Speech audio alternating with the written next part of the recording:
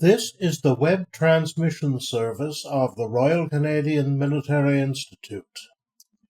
On October the 17th, our Trafalgar Luncheon was honoured to host Commander Teri Share, Captain of the RCN icebreaker HMCS Margaret Burke, who for the first time carried the Canadian flag into Antarctic waters earlier this year.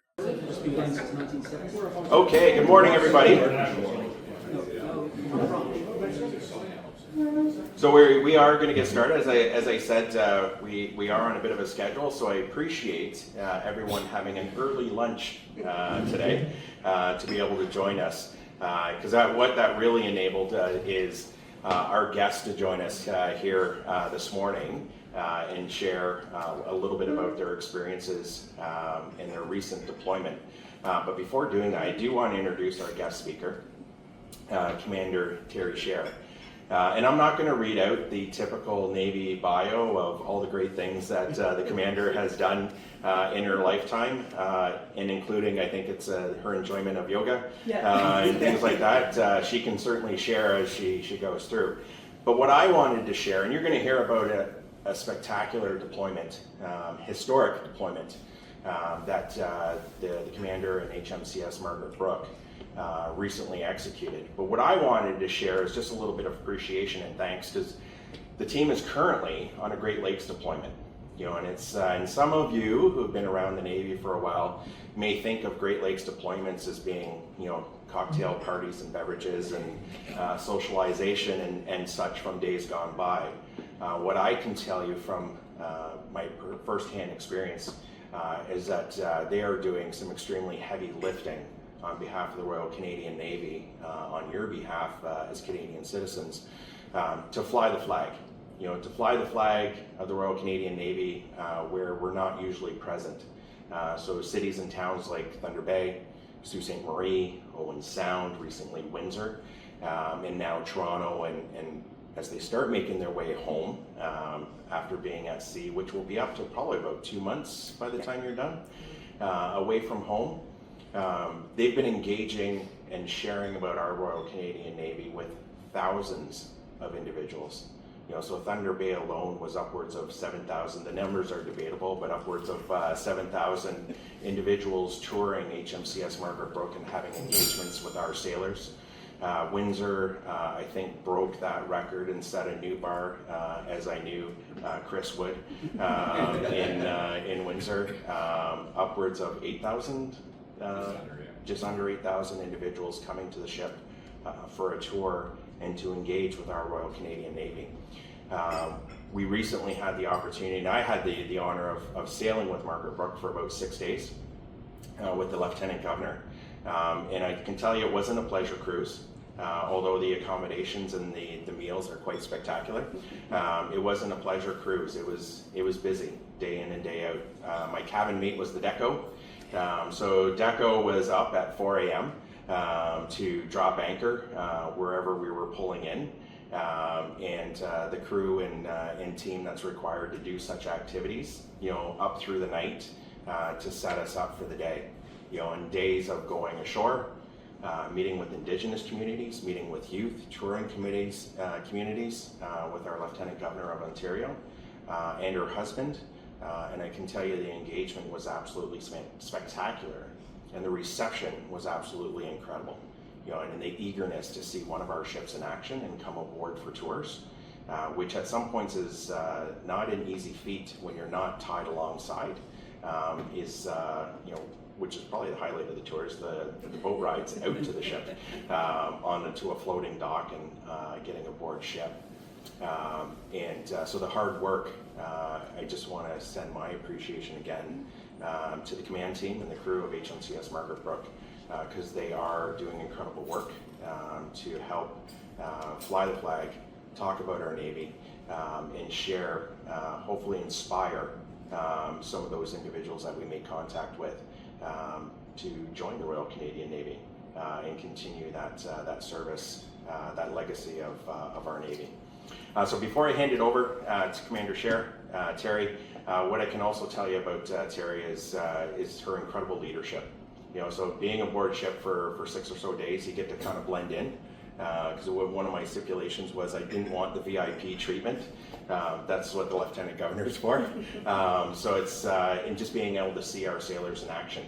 So whether that was standing on the bridge while we were dropping anchor, with the bosuns out on the boats, or just watching the tours and demonstrations, I got to see the ship in action.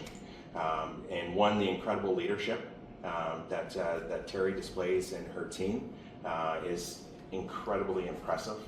The hard work by the crew, equally as impressive, and just the eagerness to engage, I found an absolute pleasure, whether sitting in the galley having a meal, or sitting on a boat going out for a fast ride.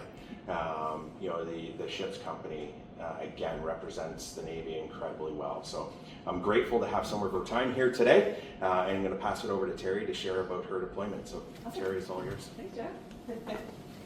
Great, thank you so much, Jeff. That was awesome. Very kind words. So I'll just I'll kind of start off that this is I'm going to approach this from a fairly informal way. So despite standing with microphone and by a kind of a dais kind of thing here, definitely please throughout kind of my discussions, I also take the approach of a picture is worth about a trillion words. So you'll see a lot of photos, and I'll just kind of I'll be speaking from the heart and from the mind, and sharing my experiences for the amazing journey that we did down to Antarctica.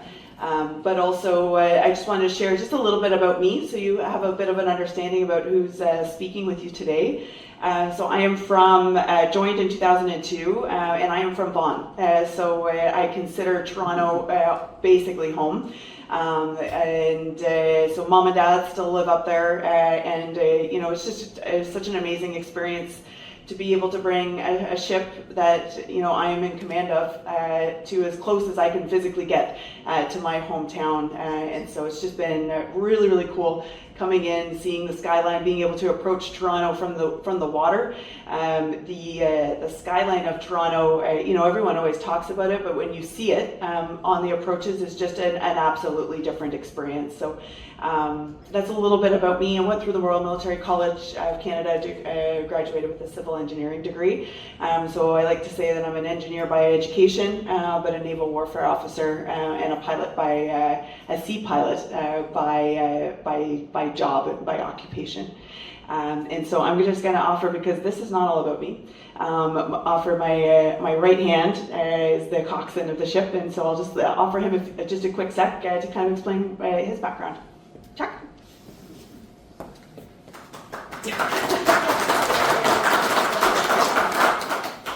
So I joined the Royal Canadian Navy in 1996 out of Sherbrooke in Quebec. So not able to speak English back then. It was not very fluent. So went through Saint Jean, and I joined as an electrician. So for almost 29 years, a little bit over 29 years now, I've been electricians, and then mostly posted to the Halifax region in Nova Scotia. So a little bit about me in terms of joined the ship in 2023. So I've been the coxswain of Margaret Burke for just a little bit over 2 years now, and I should be moving on next summer. But I had the great experience to sail down in Antarctica with the ship and Commander Share. Thanks, all right, so like I said, a photo is worth a million words. So mission overview with respects to, so I'm just talking about basically 2025. So the ship departed Halifax, our home base, in January, very quickly after the holiday season, and then returned back home early in May. And so not only did we get to spend in and around just shy of a month off of the Antarctic Peninsula, but we were able to spend that amount of time in all of the other port visits that you see listed here. And so our mission for projection, which is what the Antarctica mission was referred to eventually, is really two big zones. One was the South American area and the Caribbean, and so our mission was to conduct defense diplomacy in the region. So it had been quite some time since a Royal Canadian Navy ship had been down to South America. Latest was probably in around 2010 kind of era. And so it was time to start building and start rebuilding a lot of those relationships in the majority of those countries. Antarctica was the second aspect of our mission, and that was really to do something that the Royal Canadian Navy had never done before, in that we embarked 15 scientists from civilian and government agencies. Every single person on board was a Canadian, so it was Canada's first Antarctic expedition down to that region. And it was the first all-Canadian Antarctica expedition. And so it was just such an incredible journey. As you can see, we put over 20,000 nautical miles on board on the ship. And since we were just commissioned in 2021, I think we've probably got the record. If not, Harry DeWolf might be pretty close because she did the Northwest Passage. But it's just been, to say that this mission was a bucket list is probably an understatement, and is absolutely something that I'll be referring to for my entire lifetime, in such just an incredible opportunity. In every single one of those port visits listed, we talked about how a Great Lakes deployment is typically a reception and the diplomacy side for Canadians. That's exactly what we did for every single one of these port visits in South America. So we had at least one, if not more, receptions, round tables, discussions bringing together not only the navies from each of these countries, but all of the armed forces, and a lot that we didn't really know we were getting into when we first started, but especially in Argentina and Chile. They had a massive interest in our scientific connections and scientific abilities. And so not only is Chile actually just has a very incredibly similar icebreaker or ice-capable ship as what the Arctic and offshore patrol vessels were, designed actually in Canada. So there's an incredibly close connection between Chile and Canada, not only in the polar science kind of area, but in the defense area as well. So this is the crew. So 93 personnel were on board for the month off of Antarctica. So off the top, you'll see the majority of the scientists. So 15, I said, scientists from across universities across Canada, and federal government agencies like NRCan and Polar Knowledge Canada. And then below is, you'll see the ship's company. I'll kind of share, and so on the sign you see our projection 25, and the furthest south that any Royal Canadian Navy ship has ever been, and the latitude and longitude there. And that was just off of the Rothra Scientific Research at Base, which is owned by the United Kingdom. And so to put it into perspective, we have 87 bunks.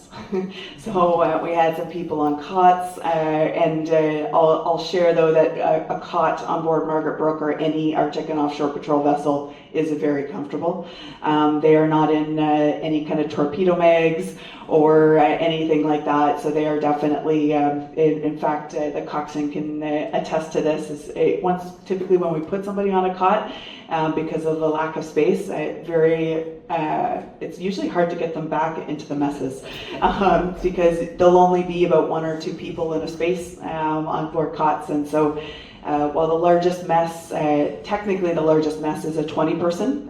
So for any of you who have sailed on any other of the classes of ships in the Royal Canadian Navy, that is amazing. And that's just one mess that's 20, and that's called embarked forces. And so that's kind of, I hate to refer to them as overflow, but that's kind of what that space is. And then every other mess on board the ship is only 6 personnel. So with an ensuite. So it's definitely, when it comes to the living standard of living, I'll say on board an AOPV, absolutely different and significantly higher, and I'll be honest, much more inclusive to basically every sailor that we have on board. So we had at least 7 or 8 people on cots. Also included in the ship's company photo, amazing individual. I can't speak highly enough about her, is Susan Ormanston. She was from CBC. She was with us for the entire time since leaving the southern tip of Chile in Punta Arenas. And so if you ever want to see anything about all the amazing footage and really, really kind words that she gave us. There's a 45-minute documentary now on CBC, and she was providing updates every evening to the CBC News Channel. So it's just such an amazing opportunity to have her on board and her team. So I will just kind of talk about the scientific aspects, and please recognize that I'm speaking to you as a naval warfare officer and not a scientist. So I will be using very common language, and if you have any specific questions about the specific scientific aspects, please ask me. I'll try to answer the best I can, but I'll probably have to go to our chief scientist for the expedition to make sure I'm telling you the right answers. So on the right-hand side of the screen, you'll see the yellow, what looks like basically a drone, a surface drone. That's exactly what it was. So every single day for upwards of probably close to about 12 hours with a little bit of a recharge over lunch, that little guy was out doing a whole bunch of bottom surveying.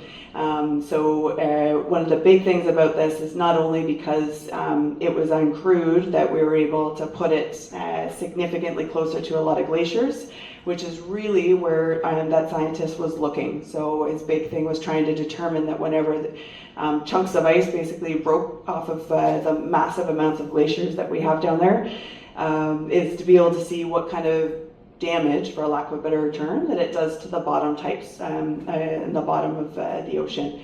So he's been working with scientists from across the world. So one of the great things that we loved about, or that I especially loved about this mission, is that everyone works as a team down in Antarctica. It is not a one country runs the show. It is countries from literally around the world. Some friends, some not so friends. But when it comes to the Antarctic portion and when it comes to the actual scientific sharing of research, everybody shares everything. And it was just such an amazing experience to be able to witness that, especially from growing up in not necessarily that same type of mentality. On the left-hand side, just up on the top part, so that's called a CTD LARS, Connectivity, Temperature, and Depth Launch and Recovery System. So that was one of the massive pieces of kit that we were actually able to, so on our quarter deck, we have already predetermined and pre-measured ISO sockets that align with basically any size of container, a standard size of container that you would see anywhere around the world. So the scientific community was able to put that incredibly large piece of equipment into a container, plunk it on our quarter deck, and be able to operate it very similar to what you would typically see like streaming an array on any board of any one of our other ships. And that was one of the another really cool thing that we saw with here. So every single thing that we did in support of science in Antarctica was all things that as sailors we do all the time. We just needed to put a different spin on it. So instead of launching an array like the CTD LARS, instead of launching an array to search for submarines, we were launching an array to search for water at different water types and water depths. When it came to launching the uncrewed surface vessel, exactly the same as what we do all the time with respect to our surface drones for either data collection and surface compilation collection, or as targets when we're conducting gunnery operations. And so, like I said, everything was all. It was a great way to see and force the ship and the ship's company just to go back to the basics of what we do all the time as naval warfare teams. And so just to explain a little bit more about the CTD LARS on the top left, so basically, if I remember correctly, that could go down to almost as far as 1.5 kilometers. in sea depth. We kept it around around 1,000 meters, give or take, because it's all we really needed to use. But there's significant depths down in Antarctica. It's really, really cool. Basically, so you'll see there's, I think, 12 and could be up to 24 bottles that are in a circular kind of area there. And so at every single one of the depths, basically we put it the deepest, and then it would keep getting raised up at certain depths that the scientists wanted. And they would be able to hydraulically open up those bottles. So they'd be able to take water at each one of those depths. And then as soon as that came back on board, I think all 15 of the scientists just swarmed it like bees, and they were all fighting to get the water as soon as possible, but then also to make sure that there was enough for everybody. And they were able to tell if there were things like microplastics in the water, biological growth, anything and everything that you could ever think of. And they were able to conduct those analysis, and then based off of where we were in proximity to glaciers, land, everywhere, they'd be able to inform what exists in our oceans. One of the really, really interesting things and really exciting things, to be honest, is the fact that while we were down there, we actually found that some of our own ship's systems, things like our Doppler speed log, that rely on things in the water to be able to bounce off and be able to determine how quickly we are actually going through the water. The water is so pristine down there that we actually couldn't use our Doppler speed log. It was inaccurate because it was just so clear and beautiful down there. So I'll show a couple of videos and everything, and you'll be able to see sometimes the ocean looked something like out of the Caribbean. It was just, you looked like you wanted to dive into it because it looked nice and warm and beautiful. It was not warm, but it was absolutely beautiful. Bottom left-hand corner, so not only did we go into the water, looked at everything, but for that we lovingly called it the lawn dart. Really all it was is a big huge arrow almost that we dropped through the water, and through the force of being dropped through the water and the weight of it, it would stick itself into the ocean floor and be able to take up water or bottom type ocean sampling at bottom type depths or samples, excuse me. And so some of them, they were actually like almost taller than me with some of the water or some of the soil samples. And really, really cool is when you start to get to that kind of depth, you're talking about thousands and thousands of years of history. And so one of the prize locations, and we'll talk about it a little bit later too, is we actually went into a volcano that's been filled with water, and we were able to sail into it. I forget what the entrance of it was called. It's something very scary, like Triton's mouth or something like that. Like, it was pretty intense, but it was very similar, if any of you have been to St. John's, very similar to basically going through the gut at St. John's, and it was just gorgeous. And so all of those samples were all frozen. We brought them all back with us, so the scientists unfortunately had to wait about a month and a half until we got home. But they were there waiting very, very excitedly as soon as we got alongside. And all of the samples were all taken ashore at the Bedford Institute of Oceanography. And I think they made it there within 12 hours of our alongside timing. So you could see how excited the scientists were to get their work. So not only did we do, we kind of referred to this as kind of scientific diplomacy, but there are a significant amount of research stations and research bases down off Antarctica that are run by the actual navies, armies, Air Force, armed forces of a lot of the countries down there. So we did end up doing a little bit of defense diplomacy. We didn't mean to, but we ended up being able to make a lot of great connections. Like I said, mostly again with Chile and Argentina were the two big ones. Brazil was our first, and that was actually the main driver. The Brazilians were the ones that actually invited us down to Antarctica, and we've just been able to increase our presence and discussions. While we were down there as well, in Punta Arenas, Polar Knowledge Canada signed a memorandum of understanding with Chile. And so that we will now have exchanges of Canadian scientists down to Antarctica and vice versa, Chilean scientists up to the north in the Arctic, because what can be seen and utilized down in Antarctica The same kind of information, same kind of approaches can be made to the Canadian Arctic. So a picture, like I said, we'll kind of just chat a little bit about each of these. So that center one, that looks like I'm about to run into a big huge rock. That's what it felt like. So that's the Trident's gut. Trident, anyways, so that's up in the technically still active volcano. Last erupted in, I think it was the 1960s. And so that was probably one of the coolest experiences. And the scientists just went bonkers for that location, especially the soil samples and all that kind of stuff in that region. It was absolutely awesome.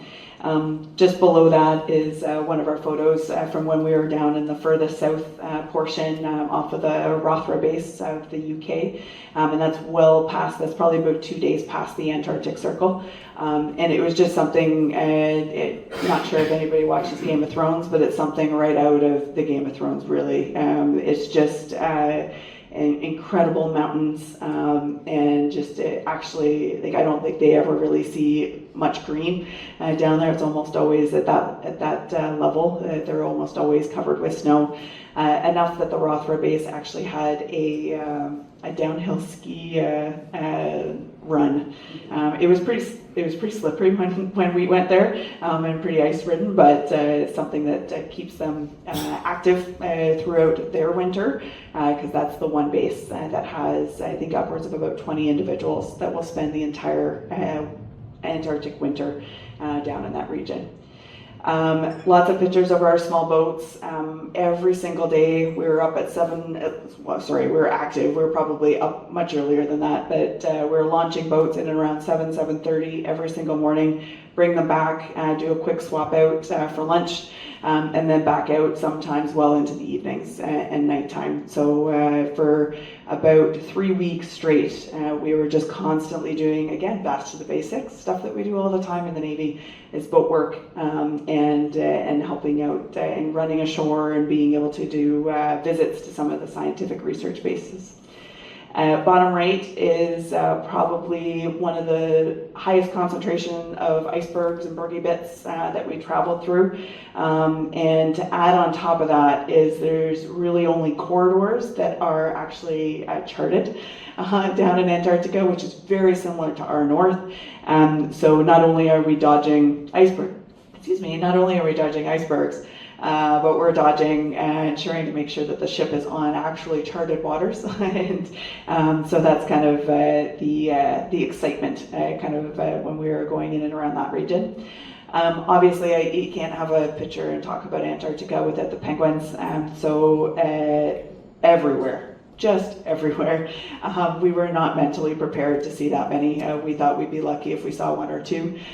They are like dolphins in the Caribbean. They're up playing in and around your bow wake. And I do have one of my favorite videos that I'll show you right after this of our new recruit that decided to join us in one of our small boats. And then the bottom left, of course, you can't do this without the team, right? And so those are 3 of our bosuns that had literally were bundled up. It was probably only about -5, -10 on average every day, so it wasn't crazy cold. But when they're out on the boats and stuff like that, obviously there's definitely some decrease in temperature. But the fact that they're all still smiling, and that was taken probably on the last day that we were doing some science, is just such a testament to the team and how much buy-in that they had for this deployment. It definitely didn't take much to convince them to come down with us for a trip. So I've kind of already shared a little bit about, but I call this slide my core memories, and those things that there's no way that I'm ever going to forget. And so the top right is our first day in our first bay in Antarctica. And we really only had about 1, maybe 1.5 days where we had to shut down early because of weather. Every other day was basically like that. And so we had a Chilean exchange officer on board with us. And when he saw our plan for the science, he's like, there's no way you're going to get that all done. Like, there's no way. And we're like, well, okay, we'll give it a shot, see how it goes. And we got it all done. And so he says that he's never seen weather that amazing and that helpful for science in his entire career. And we'd like to think that it's the luck of the four-leaf clover that we still have on board from Margaret Burke herself. But we absolutely did luck out when it came to all the weather that we saw down in that region. At the top left, in the background there, that's the horn.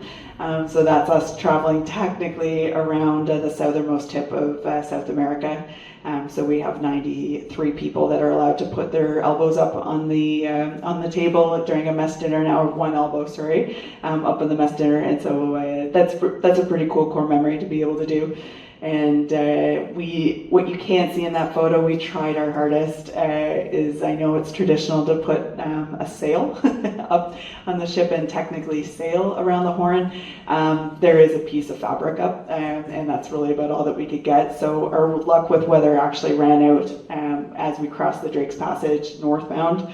And that last day we had a big, huge gust that basically we went from about 10 knots of wind to about 50. In about 5 minutes, and that was right when we were going around the horn. So we figured that's probably a testament of maybe we should speed this up and get back into the protected waters, but so it's a pretty cool memory to be able to say that we did that. In the center with us breaking ice, so that's the first time that I personally got to break ice with the ship. So that's absolutely something that's going to be remaining in my memories. The fact that my entire career I've been told and trained not to run into things. It was probably one of the biggest, as we're making the approach, I was like, well, I really hope the training is there. Like, here we go. There's no stopping it now. And so that was probably, we're estimating only about a half meter at most of ice. But you barely felt a thing. It was really, really cool. There was one part there where we slowed down significantly, and I thought, oh, this is it. All right, I'm going to spend the winter here in Antarctica. But just the power of the ship, you just needed to give her a little bit of time, and then it was really, really cool. Basically, you could just see a crack open up right in front of us, and then it just widened out, and it was just such a cool experience. The center is our electronic display system, and that's us crossing the Antarctic Circle. So again, first of any Royal Canadian Navy ship to do, and just such a really, really cool experience. We obviously did it at night, because why wouldn't we do it? Why do it during the day when everybody's awake? But there were timings we had to meet, so that was just before midnight. And then while we're talking about circles, so on the left-hand side, that's our bull ring. So because we're in enclosed forecastle, we don't get to see it as easily as we would on some of our other classes of ships. But so the Margaret Burke has got, at that point, had gone past the Arctic Circle, obviously the equator, because then how else would we get down to the Antarctic Circle and the Antarctic Circle all in a 12-month period. So we were able to paint our bull ring 3 different colors. Standard blue, a lot of people have done the blue in the Arctic Circle. Red for the equator, lots of people have done that as well. But the big talk of the town was, what color are we going to paint for the Antarctic Circle?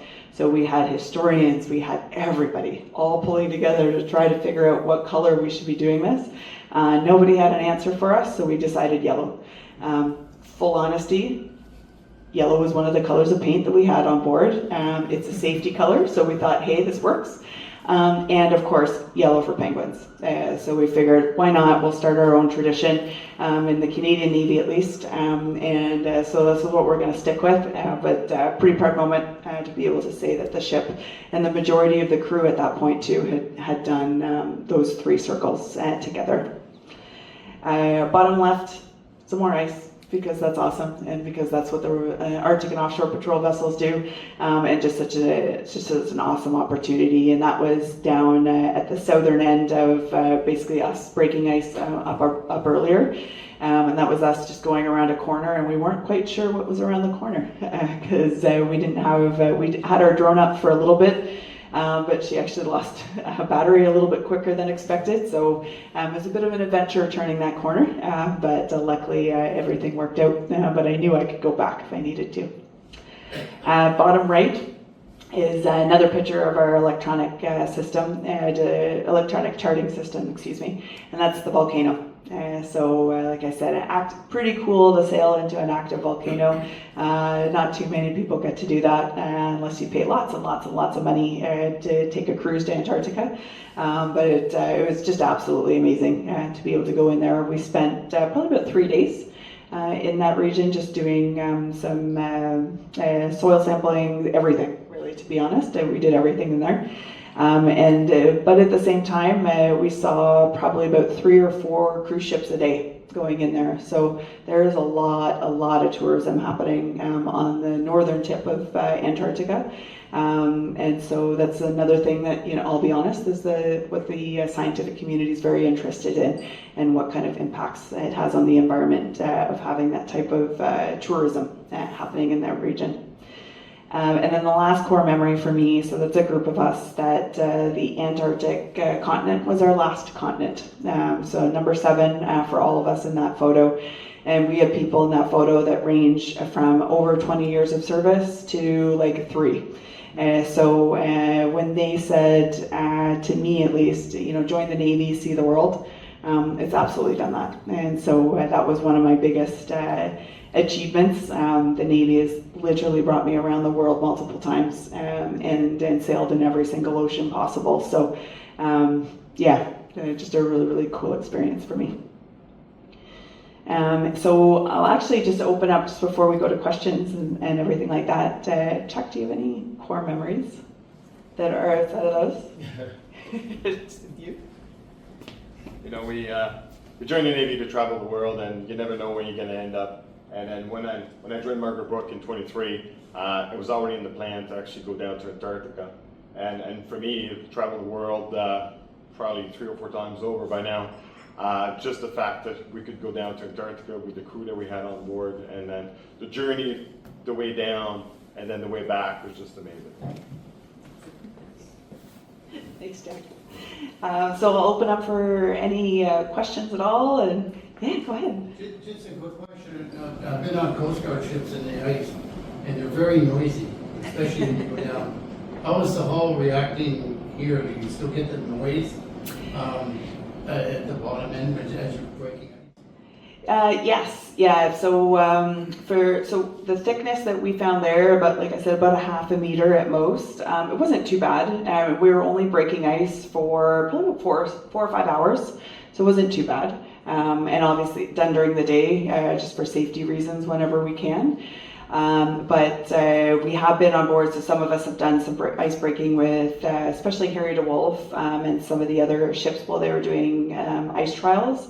And when they were getting closer to the meter, we would never go more than 1 meter because that's what we're rated for, but meter above, it can get pretty noisy. And so definitely something, especially with all the messes up forward, as you typically try to do any kind of ice breaking and everything in the areas and time frame that the majority of the ship is awake. Yeah. Thank you. Asking a quick question about breaking ice. You climb the ice and then the weight of the ship, or you plow right through? Did you have plans if you got stuck in the ice for the winter? We had a lot of extra food. No, I'm kidding. So one of the great things, so as an aspect of kind of the defense diplomacy and the scientific diplomacy, so we made sure that we were off of the Antarctic Peninsula by the end of the summer season. So we had a Chilean ship down there that was actually rated the same, so it's Polar Class 5 as well. But also there's the HMS Protector, who spends tons of time down in Antarctica, and we actually do a lot of exchanges with naval warfare officers, the Canadian Navy going down and vice versa. So she would have been able to come and help if needed. And then there's also the Sir John Edinburgh is actually down there too. I think it's only a couple of years old, very, very ice capable. And so we had backups just in case. But at the same time, I was pretty risk averse when it came to going into some of the areas. So we had to really make sure that we knew where we were going and what we were up against. Yeah. I'll try this one just to see. Yeah, go for it. jumped in! He jumped in! He's just chilling. Hey, buddy. So that was our little penguin buddy that came out, and we called it our new recruit. And this one has a nice little symbol next to it, so I think this one will work too. There you go. So that is not a computer rendition of anything, and so yeah, so that was our first day, and so it was hard to top that kind of weather. And one of the really awesome things about having such great weather is, so our ship, if you know much about kind of ship handling, you can tell it is a big sail. So if I get any kind of wind, I'm just getting pushed all over the place. And almost every single piece of scientific kind of sampling throughout the entire time we were down there, if it was taken from the ship, needed to be in a very precise location. So the ship does not have dynamic positioning. So it was amazing to be able to give all of our bridge watchkeepers, myself, the XO, everybody, a lot of ship handling experience as we were trying to figure out how to keep the stern over a certain latitude and longitude, no more than about 100 yards either side and everything like that. So it was just such an incredible ship handling and like professional experience down there as well. But yeah, every time everybody sees this, they're like, oh, that must be like the recruiting video for when the ship came out and they were talking about AOPVs and what they would look like. But no, this is an actual drone footage that was taken while we were down off of in the first bay. Were there other groups down there from other countries? You read quite a bit about more and more people setting up stations and so on, apart from Captain Scott. So. Yes, yeah, no, it's well and above beyond him now. So I think at last count, I think it's over 30 countries have Antarctic research stations.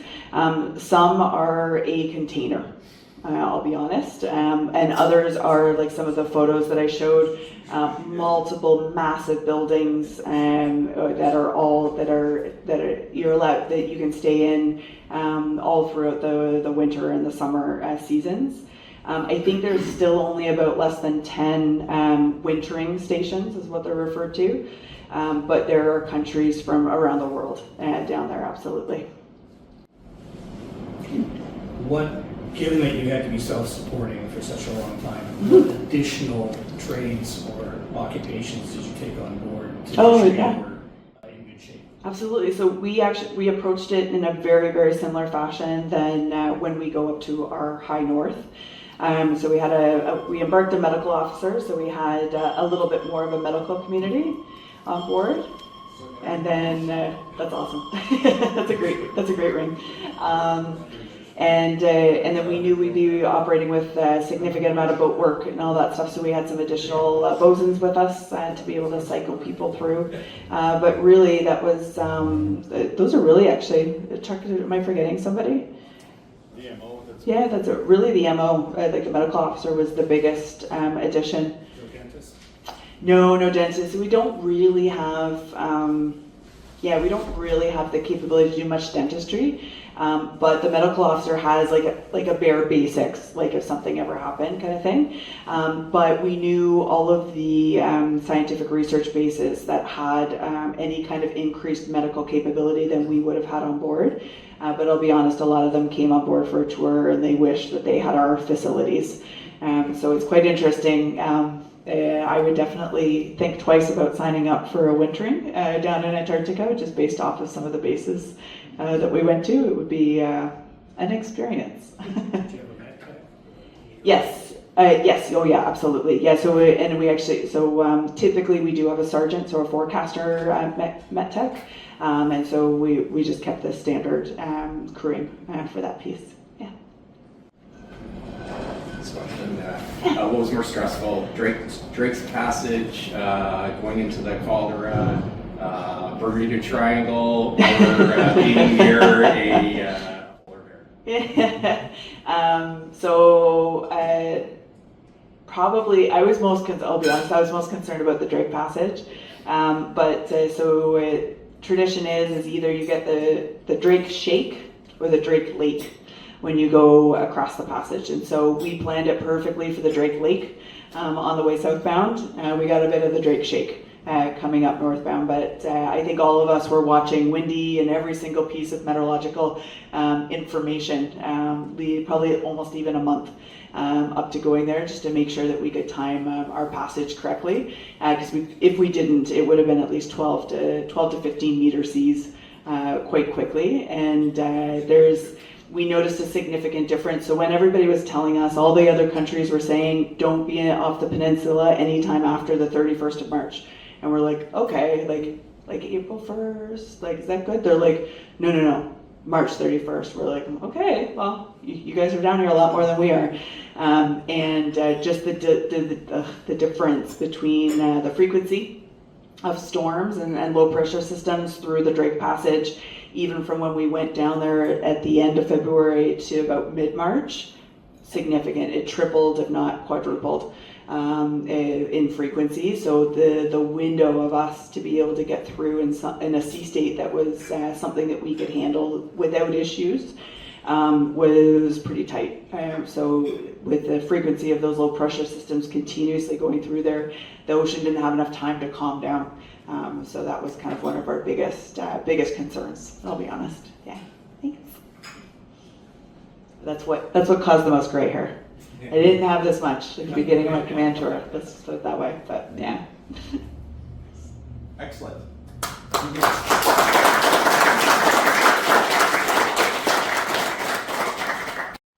This has been another in our series of webcasts produced by the Royal Canadian Military Institute in Toronto as a public educational service. You can find news of upcoming events and links to our webcast archives at www.rcmi.org. On behalf of the RCMI, this is Eric Morse saying goodbye for now, and thank you for joining us.